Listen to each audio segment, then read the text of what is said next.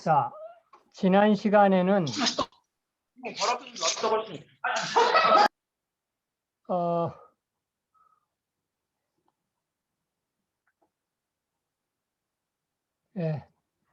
내가 또 지난 시간 같은 일이 생겼나 싶어서 전체 음소거를 해야 되나.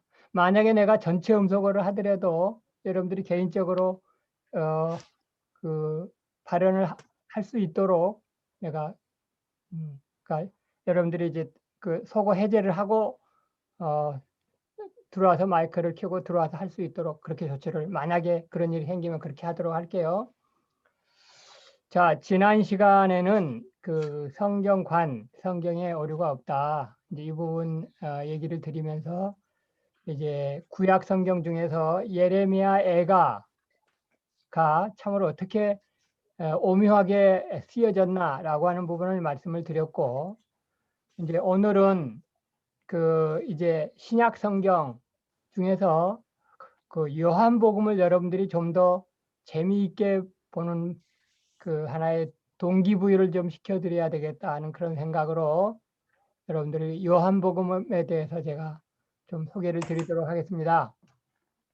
그 PPT 시트가 몇 개 되는데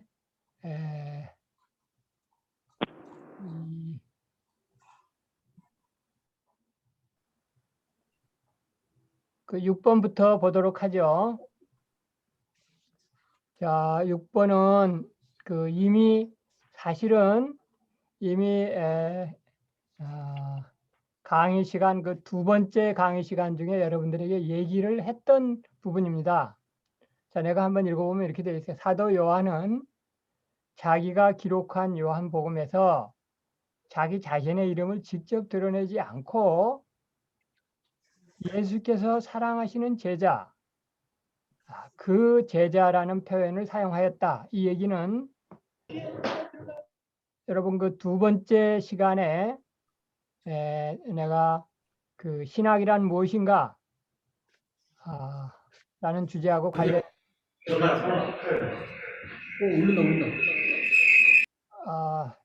누구야? 내가 좀 전체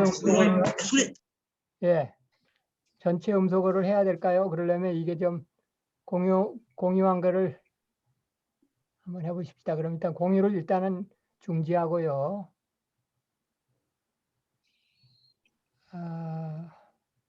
참가자. 자, 모두 음소거를 일단 내가 했습니다. 모두 음소거를 일단은 내가 하고, 근데 여러분들이 그 음소거 해제를 여러분들이 일부러 하면 할 수는 있어요. 그러나 일단은 다 전체 음소거를 할게요. 자, 이제는 모두 다가 음소거가 됐습니다. 여러분들이 긴급하게 할 얘기 있으면 음소거 해제를 하시고 들어오시면 됩니다. 자, 다시 한번 화면 공유로 들어갑니다.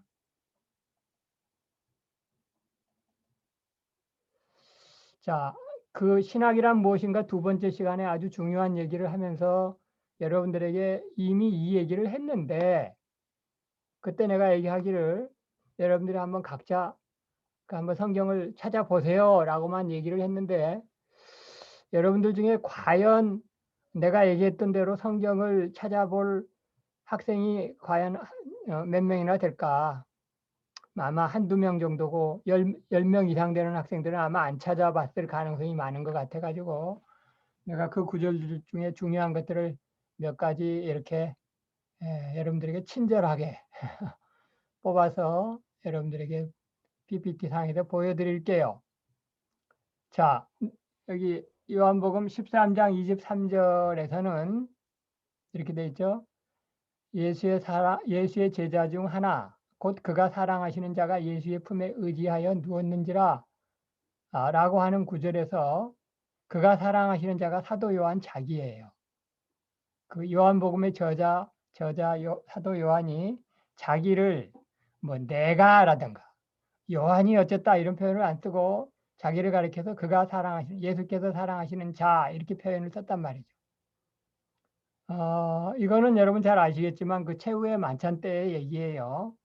최후의 만찬 때 사도 요한이 예수님의 품에 의지하여 누워서 그 식사를 하고 있었어요. 그 당시 그 이스라엘 사람들의 그 식사 습관은 이렇게 똑바로 앉아서 식사하는 것이 아니라 비스듬하게 누워서 식사를 즐겼는데 그 뭐죠? 최후의 만찬 때에도 그 예수님 바로 이 가슴 쪽에 그 예수님의 거의 품에 의지하다시피 안겨서 식사한 사람이 사도 요한이었다고요. 그러니까 요한복음에서 요한이라는 이름이 나오면 사도 요한을 가리키는 것이 아니고 세례 요한을 가리키는 거죠. 그거를 아실 필요가 있고. 19장에서는 예수께서 사랑하시는 제자가 곁에 서 있는 것을 보시고 그 소위 말해서 가상칠언이죠. 예수님께서 십자가상 위에서 내려다보시니까 그 사도 요한하고 그리고 여인이 적어도 4명의 여인이 있었는데 사도 요한 옆에 십자가 밑에 말이죠. 그 4명의 여인 중에서 3명이 마리아라는 이름이었어요. 그것도 생각해 보면 상당히 재미있죠. 어떤 마리아? 예수님의 어머니 마리아, 그 다음에 막달라 마리아, 그 다음에 글로바의 아내 마리아. 이렇게 마리아라는 이름 가진 3사람하고 예수님의 이모에 해당하는 살로메, 그러니까 사도 요한의 어머니죠. 살로메. 그렇게 4명 이상의 여인이 있었다고. 근데 성경상에서 보면 4명까지는 확실히 알 수 있어요. 하여튼 5명, 사도 요한까지 5명 이상이 십자가 밑에 있는데, 그리고 뭐 이제 백부장도 있고 뭐 막 그랬겠죠. 그때 이제 보소서 아들이니다라고 이제 가상칠언 사도 요한을 요한에게 어머니의 뒷날을 부탁하는 그런 그 부탁을 하시잖아요. 20장에 보면 시몬 베드로와 예수께서 사랑하시던 그 다른 제자에게 달려가서 말하되, 이건 뭐냐면 막달라 마리아가 맨 처음에 부활하신 예수님을 무덤이 비었다는 사실을 알고 그 이제 제자들에게 막 달려가 가지고 그 사실을 알린 거예요. 무덤이 비었다라고 하는 사실. 그때 그 막달라 마리아에게서 그 얘기를 맨 처음 들은 사람이 베드로와 사도 요한 자기였다고. 그러니까 그 얘기를 들은 베드로하고 요한이 막 달려가잖아요. 무덤 안으로. 그런데 베드로하고 요한이 달리기 하는데 누가 더 달리기가 빨라요? 사도 요한이 달리기가 더 빨라. 20장 4절에 보면 그 다른 제자가 결국 사도 요한 자기가 베드로보다 더 빨리 달려가서 먼저 무덤에 도착했어요. 그런데 아무래도 더 어리고 더 젊고 빠릿빠릿해 요한이. 베드로는 그 요한보다도 그 형님뻘이고 동작은 좀 느렸죠. 그래서 더 나중에 도착했는데 사도 요한이 무덤에 먼저 이르렀지만 무덤 안에는 안 들어갔는데 베드로가 이제 나중에 도착해가지고 무덤 안으로 들어간 건 베드로가 먼저 들어가죠. 21장에서는 예수님 부활하신 후에 그 게네사렛 호숫가에서 이제 그 나타나신 분이 바로 주님이시로구나 라고 하는 것을 예수께서 사랑하시는 그 제자가 사도 요한이 먼저 알아봐. 아, 주님이시로구나. 그리고 베드로에게 주님이시다. 그러니까는 이제 베드로가 그 웃옷을 벗고서 갈릴리 호수로 뛰어들어가는 그런 모습이 21장에 나와 있고. 21장 20절. 자, 뭐 하나 정도는 건너뛰읍시다. 21장 24절에 보면 이 일들을 증언하고 이 일들을 기록한 제자가 이 사람이라. 그래서 이렇게 요한복음 처음서부터 쭉 시작해가지고 예수께서 사랑하시는 제자라고 표현하고 그 다음에 그 제자라고 표현하고 했던 그 제자가 바로 자기 자신이다. 자기 사도 요한이다. 라고 하는 얘기를 딱 한번 써요. 요한복음 맨 끝에서 자기가 그 사랑하시던 제자였으면 딱 한번 기록함으로써 우리가 이제 맨 끝을 보면 사도 요한이 바로 그 예수님께서 사랑하시는 제자라구나 라고 하는 것을 이제 알 수가 있는데 이거를 알고서 요한복음 이제 1장부터 보면 더 재미가 있어요. 참고로 나는 그 성경에 대해서 별 재미를 못 느끼고 있던 때에 이 요한복음, 그러니까 사도 요한과 예수님과의 관계에서부터 흥미를 갖기 시작해 가지고 이 사실을 알고 나니까 요한복음이 굉장히 재밌더라고. 그래서 요한복음 1장 1절에서부터 이제 그 깊은 말하자면 1:1 양육 성경 공부를 했고, 그리고 이제 요한복음 뒷부분에 가면 나의 주 나의 하나님이라고 고백하는 도마의 고백이 있잖아요. 그 부분 보면서 그 요한복음이 굉장히 우리의 신앙에 중요한 책이로구나. 예수님을 영접하게 되는데 중요한 성경 공부 교재가 이러구나라고 하는 사실을 알았어요. 그래서 이제 여러분들에게도 어, 혹시나 아직 요한복음을 제대로 공부하지 않은 학생이 있을 수 있겠는데, 한번 제대로 좀 요한복음을 1장 1절서부터 아주 제대로 한번 공부를 해보기를 바라겠어요. 자, 그런 점에서 다시 한번 일로 돌아가면 처음부터 보면 사도 요한은 말이죠. 12 제자들 중에서 맨 처음으로 예수님의 제자가 된 자들이에요. 예수님의 12 제자 중에서 맨 처음 제자가 된 사람이 사도 요한하고 사도 요한의 친구 안드레예요. 그런데 그 두 사람은 원래는 세례 요한의 제자였어요. 그 요한복음 1장에 보면 그 내용이 1장 35절에 보면 여기서 이제 요한이 자기 제자 중 두 사람과 함께 섰다가 그러잖아요. 여기 요한은 세례 요한이야. 그러니까 자기 제자 중 두 사람이라고 하는 것은 사도 요한하고 안드레를 가리키는데, 사도 요한하고 안드레는 나이가 같아요. 거의 친구뻘이에요. 그런데 안드레의 형님이 베드로고 야고보의 형님이 누구야? 안드레 형이 베드로고 그 자기 사도 요한의 형이 야고보잖아요. 그런데 이 안드레하고 사도 요한이 맨 처음에는 세례 요한의 제자였는데, 세례 요한의 그 증거를 받고서 그 세례 요한이 자 보라 하나님의 어린 양이로다. 그리고 이제 예수님을 소개하고 또 이런저런 그 설명을 한 이후에 그 이 두 사람이 이제 예수님의 제자가 되는 거예요. 원래는 세례 요한의 제자였는데 예수님의 제자가 맨 처음에 되는 그 장면이 요한복음 1장에 기록이 되어 있어요. 그리고 나서 이제 세 번째 그 예수님의 12 제자로 받아들여진 사람이 베드로인데, 안드레의 형을 데리고 왔고, 요한은 자기는 자기 형 야고보를 예수께 데려와서 이제 이 네 명이 예수님의 12 제자들 중에서도 가장 항상 예수님 주변에 있었던 그런 그 제자들이라고 말할 수 있죠. 세 번째, 요한과 야고보는 예수님과 모계 쪽으로 친척이었다. 그 이종 사촌이었어요. 그러니까 요한과 야고보의 어머니가 그 살로메라고 하는 살로메. 그죠?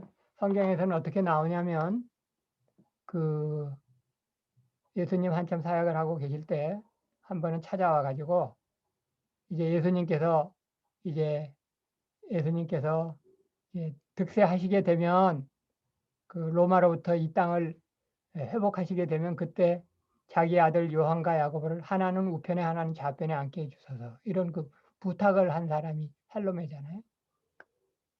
왜냐하면 그 살로메 입장에서는 예수님한테 부탁을 할 만하다고 생각을 했을 거예요. 왜냐하면 자기는 그 자기는 이모뻘이니까, 예수님의 육신의 이모뻘 마리아의 친자매란 말이죠. 그리고 요한과 야고보는 예수님하고 이종 사촌간이니까. 그리고 아마 모르긴 몰라도 그 적지 않은 그 후원금도 이제 예수님께서 이제 유대 각지를 다니시려면 이제 그 자금도 많이 필요하지 않겠어요? 그 후원금도 아마 적지 않게 했었을 것으로 추측이 돼요. 세베대 어머니. 여기 있네. 마태복음 20장. 그때 세베대의 아들의 어머니. 세베대는 누구냐면은 요한과 야고보의 아버지 이름이죠. 요한과 야고보의 아버지가 세베대인데 그 아들, 요한과 야고보의 어머니가 그 아들들을 데리고 예수께 와서 절하며 무엇을 구하니 얘기죠. 그 모친의 이름이 살로메라고. 예수님의 이모뻘이에요. 자, 여기 5번째 보면 이런 표현이 있죠. 야고보와 요한의 집은 베드로의 집보다는 더 부유했어요. 그리고 대제사장 집 가문과도 안면이 있을 정도였다. 야고보와 요한도 갈릴리 사람이니까 부자는 아니었어. 되게 갈릴리 사람은 별로 부자가 아니고 유대 사람들이 부자예요. 그런데 그 갈릴리 사람들 중에서도 그래도 야고보와 요한은 베드로 집보다는 더 부자였던 것으로 추측이 돼. 그걸 어떻게 알 수 있느냐? 야고보와 요한이 예수님을 따를 때에는 배와 삭군을 버려두고 예수님을 따랐다 이렇게 돼 있어. 그래서 이 야고보와 요한의 집은 배가 있고 삭군들이 있을 정도면 갈릴리에서는 비교적 부유한 집안이었는데 베드로가 예수님 따를 때는 뭐를 버려두고 따랐다는 표현이 없어요. 그리고 야고보와 요한은 대제사장 집 가문과도 안면이 있을 정도예요. 그래서 요한복음 18장에 보면 이렇게 시몬 베드로와 또 다른 제자, 자기죠. 자기가 예수님을 따르는 중에 이 제자는 대제사장과 아는 사람이라. 사도 요한이 대제사장 집 문지기랑 알아요. 그래서 어떻게 말을 잘하면 그 예수님 먼저 대사장의 집들 안에 잡혀 들어갔는데 그 문지기한테 말하고 그걸로 들어갈 수 있어. 사도 요한은. 안면이 있으니까. 그런데 베드로는 문 밖에 서 있는데 여기 보면 대제사장을 아는 그 다른 제자가 자기라고 자기. 자기가 먼저 안으로 들어갔다가 베드로가 밖에 있으니까 베드로는 못 들어오네. 그러니까 다시 가가지고 그 문 지키는 여자에게 말해서 나는 누군데 내가 대제사장님하고 어떻게 아는데 이렇게 얘기를 해가지고 베드로도 데리고 들어왔다고. 그래가지고 이제 베드로가 이제 그 뜰 안에 들어가서 이제 불을 쬐고 있다가 이제 결국 예수님을 3번 부인하는 일이 생기잖아요. 이런 것들을 알면서 요한복음을 보면 상당히 재미있어요. 그리고 사도 요한의 입장에서 말이죠. 자기 사촌형이고 말이죠. 결국 예수님 대신에 예수님의 어머니 마리아를 케어하는 그런 그 일을 맡은 사람이 어느 날 딱 보니까 예수님이 자기 형인 정도가 아니라 메시아이시고 메시아이신 정도가 아니라 바로 하나님 그 자신이라는 사실. 이거를 깨닫고서 이제 그가 살아있는 동안에 계속해서 예수님 가르치면서 결국 요한복음을 쓰고 요한계시록을 쓰고 그때까지 죽지 않고 결국 요한복음을 쓰고 우리에게 요한복음이라고 하는 성경을 우리에게 남겨준 거죠. 자, 여기 보십시다. 전승에 의하면 요한은 말년에 에베소에서 가르치며 저작 활동을 했다. 이 전승은 뭐 역사적으로 사실일 것으로 생각을 해요. 왜냐하면 사도 요한의 무덤이 에베소에 있어요. 그리고 예수님의 어머니 마리아의 무덤도 에베소에 있다고. 그 십자가상에서 예수님께서 자기 어머니 마리아를 사도 요한에게 부탁을 했잖아요. 보소서 아들이니이다. 그리고 또 요한에게는 보라 내 어머니라. 그 얘기는 무슨 얘기냐면 내가 먼저 장남이지만 마리아의 장남이지만 내가 먼저 죽는데 사도 요한 네가 사실은 네 이모지만 그 내 대신에 마리아의 아들이 되어서 조카가 아니라 아들이 되어서 노후를 좀 이렇게 모셔다오 라고 하는 그 제자에게 부탁을 한 거였어요. 그래서 그때부터 사도 요한이 모친 마리아를 자기의 친어머니로 모셨는데 결국 여기 9번 보십시다. 9번. 그는 12제자들 중 순교하지 않은 유일한 사람이에요. 12제자들 중에 11명이 다 순교해요. 그 가룟 유다 대신에 사도로 그 제비 뽑아서 들어온 마띠아라고 하는 사람도 결국 순교해. 그리고 사도뿐만이 아니라 속사도라고 그 사도들에게 가르침을 받은 속사도들. 그러니까 사도 요한이 가르쳐준 폴리갑이라든가 이그나티우스 이런 사람들이 속사도라고 얘기하는데 이 사람들도 다 순교하는데 사도들과 속사도들이 다 순교하는데 거의 우리가 알고 있는 사람 중에서 유일하게 순교하지 않고 100세 가까이 사는 사람이 사도 요한이에요. 죽지 않아. 그 이유가 무엇인가? 뭐 다른 얘기도 할 수 있지만 가장 중요한 이유는 예수님께로부터 마리아를 부탁받았잖아요. 그 하나님의 어머니에 해당하는 마리아를 부탁을 받으면 그 마리아를 모셔야 되는 그 사명이 있기 때문에 죽을래야 죽을 수가 없는 거예요. 그게 이제 첫 번째, 그거를 첫 번째라고 해야 될런지. 하여튼 이거 못지않은 또 중요한 임무가 사도 요한에게 있었는데 뭐냐면 요한복음이라고 하는 인류 역사상 위대한 성경책, 요한복음을 기록으로 남겨야 되잖아요. 기록으로 남겨야 될 사람은 살아야 되잖아요. 어쩌면 이게 더 크겠죠? 요한복음을 남겨야 되는 일이 더 크고 어머니를 모셔야 되는 일은 한 두 번째 정도 이유였다고 볼 수 있겠는데, 그래 사도 요한은 죽지 않은 거예요. 사도 요한 본인 자신은 그 빨리 죽고 싶었을 가능성이 많아요. 그 자기 동기들 다 죽고 말이죠. 자기 후배들도 그 석사들도 다 죽고 그러는데 혼자서 남아가지고 말이죠. 계속해서 때로는 그 밤모섬으로 유배도 가면서 말이죠. 결국은 살아남아서 하여튼 내 생각 같아서는 빨리 죽고 싶었을 것 같았는데 계속해서 그 후대 사람들에게 얘기하기를 이제 서로 사랑하라. 예수님의 명령인 서로 사랑하라를 가르치면서 이제 사도들을 이제 후배들을 속사도들을 가르쳤고 그리고 요한복음을 기록을 했던 거예요. 그런 도미티우스 황제 때 에베소로부터 밤모섬으로 유배되어서 사실은 그 전에 하마터면 그 처형당할 뻔한 적도 있었는데 결국은 그 처형당하지 않고 살아나요. 처형당할 뻔 끓는 기름 속에 들어갈 뻔했는데 결국 희한하게 살아남아가지고 에베소 저기 밤모섬으로 유배되어가지고 결국 요한계시록도 기록하고 이제 그렇게 죽게 되는 것입니다. 자, 여기 10번 보면은 우리가 두 번째 시간에 그 신학이란 무엇인가? 가장 신학적인 성경책이 무엇인가? 결론은 요한복음이다라고 하는 것이었잖아요. 그때 이미 얘기한 부분인데 요한복음의 핵심 단어는 영생과 생명이에요. 특히 제1장에서는 그리스도의 선제성, 내가 굉장히 강조했죠. 두 번째 시간에. 그리고 시험 문제에도 나옵니다. 그리스도의 신성, 그리고 로고스, 번역하면 말씀, 로고스의 역사성에 대해서 강력하게 증언 선포하는 성경책이 요한복음 그중에서도 특히 1장이에요. 그래서 다른 공간복음서들과 달리 특별히 연역적 성격이 강한 복음서로 칭송받고 있다. 그래서 요한복음을 이제 제4복음서 이렇게 얘기해요. 네 번째 쓰여졌다 이거죠. 복음서 중에서는 마태, 마가, 누가, 요한복음 중에서는 요한복음이 제일 늦게 쓰여졌어요.